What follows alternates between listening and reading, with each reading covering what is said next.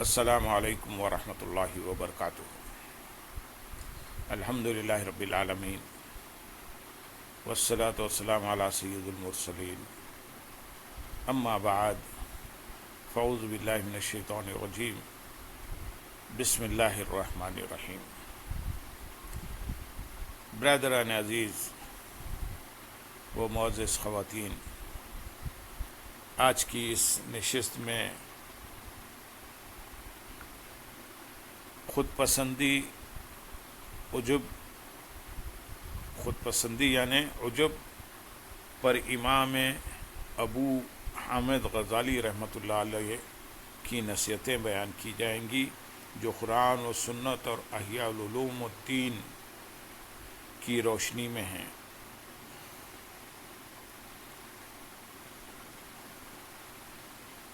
امام ابو حامد غزالی رحمۃ اللہ علیہ فرماتے ہیں کہ خود پسندی یعنی عجب دل کی ایک نہایت خطرناک بیماری ہے۔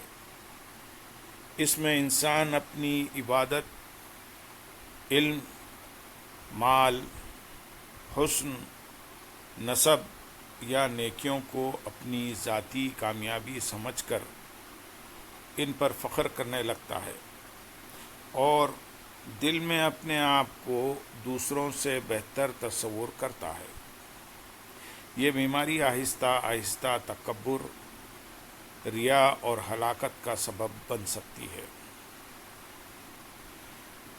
خود پسندی کی حقیقت امام غزالی رحمۃ اللہ علیہ کے مطابق عجب یہ ہے کہ انسان اپنی کسی خوبی یا عمل کو بڑا سمجھے، اس پر خوش ہو اور اس نعمت کو اللہ تعالیٰ کی عطا کے بجائے اپنی ذات کی طرف منسوب کرے۔ اسی لیے مومن کی شان یہ ہے کہ وہ ہر کامیابی پر اللہ تعالیٰ کا شکر ادا کرے اور اپنی کمزوریوں کو یاد رکھے۔ خود پسندی کے اسباب، امام غزالی رحمۃ اللہ علیہ نے خود پسندی کے کئی اسباب بیان فرمائے ہیں، جن میں نمایاں یہ ہیں: عبادت پر غرور، نماز، روزہ، حج یا تلاوت کی وجہ سے اپنے آپ کو افضل سمجھنا، علم پر غرور، دینی یا دنیاوی علم حاصل کر کے دوسروں کو حقیر جاننا، مال و دولت پر فخر، دولت کو عزت کا معیار سمجھنا، حسب و نسب پر ناز کرنا، خاندان یا قوم کی وجہ سے برتری کا احساس رکھنا، جمال و طاقت پر فخر، حسن، صحت یا قوت پر اترانا، لوگوں کی تعریف سن کر مغرور ہونا، تعریف کو اپنی حقیقی عظمت سمجھ لینا۔ آئیے خود پسندی کے نقصانات دیکھتے ہیں۔ امام غزالی رحمۃ اللہ علیہ فرماتے ہیں، خود پسندی انسان کو اللہ تعالیٰ کے شکر سے دور کر دیتی ہے، یہ اخلاص کو کمزور کر دیتی ہے، اس سے تکبر پیدا ہوتا ہے جو بڑے گناہوں میں شمار ہوتا ہے۔ انسان اپنی اصلاح چھوڑ دیتا ہے کیونکہ اسے لگتا ہے کہ وہ پہلے ہی کامل ہے۔ عجب نیکیوں کے اجر کو ضائع کرنے کا سبب بن سکتا ہے اگر اس کے ساتھ ریا یا تکبر شامل ہو جائے۔ اس خود پسندی کا علاج کیسے کیا جائے؟ خود پسندی کا علاج یہ ہے: نمبر 1، اللہ کی نعمتوں کو پہچانو۔ ہر نیکی، علم اور کامیابی اللہ تعالیٰ کے فضل سے ہے، اپنی طاقت سے نہیں۔ نمبر 2، اپنے گناہوں کو یاد رکھو۔ اپنی لغزشوں کو یاد رکھنے والا شخص دوسروں پر فخر نہیں کرتا۔ نمبر 3، عاجزی اختیار کرو۔ بڑوں کی عزت، چھوٹوں پر شفقت اور عام لوگوں کے ساتھ انکساری اختیار کرنا دل کو نرم کرتا ہے۔ نمبر 4، موت اور آخرت کو یاد رکھو۔ خبر اور حساب کا تصور غرور کو توڑ دیتا ہے۔ نمبر 5، دعا اور استغفار کی پابندی کرو۔ اللہ تعالیٰ سے اخلاص आजिज़ी और हुस्न खातिमा की दुआ मांगो। नंबर 6, नेक आमाल के बाद भी खौफ और उम्मीद रखो। सालिहीन अपने आमाल पर भरोसा नहीं करते थे बल्कि अल्लाह की रहमत के उम्मीदवार रहते थे। कुरान करीम की रहनुमाई अल्लाह ताला फरमाते हैं,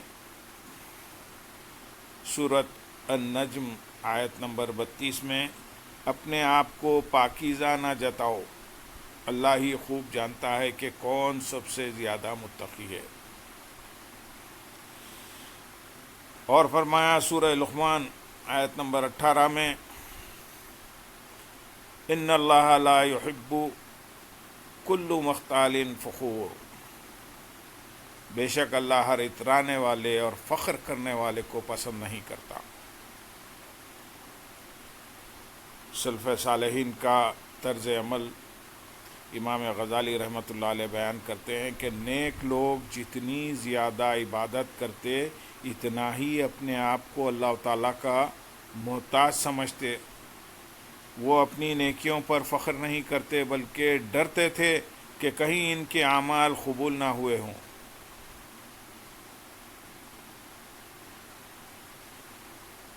अल्लाह ताला से दुआ है, ऐ बारी ताला, ऐ रब्बे करीम, ऐ सारे जहान को पालने वाले, ऐ सारे जहान के खालिक, ऐ मेरे अल्लाह, हमारे दिलों को तकब्बुर, ख़ुद पसंदी, रियाकारी, हसद और गुरूर से पाक फरमा।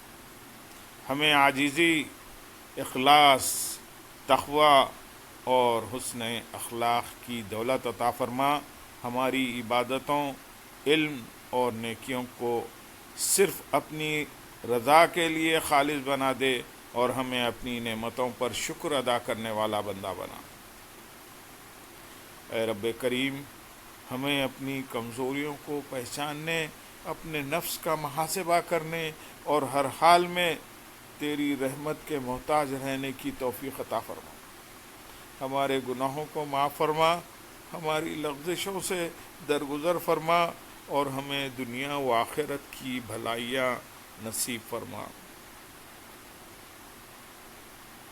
ए मेरे प्यारे अल्लाह, हमारे वालिदैन, असातिज़ा, अहल खाना और तमाम मुसलमानों पर अपनी रहमत नाजिल फरमा। बीमारों को शिफा अता फरमा, मरहूमीन की मग़फ़िरत फरमा और हमें ईमान पर इस्तिक़ामत और ख़ातिमा बिल खैर नसीब फरमा। आमीन या रब्बुल आलमीन। सुब्हाना रब्बिका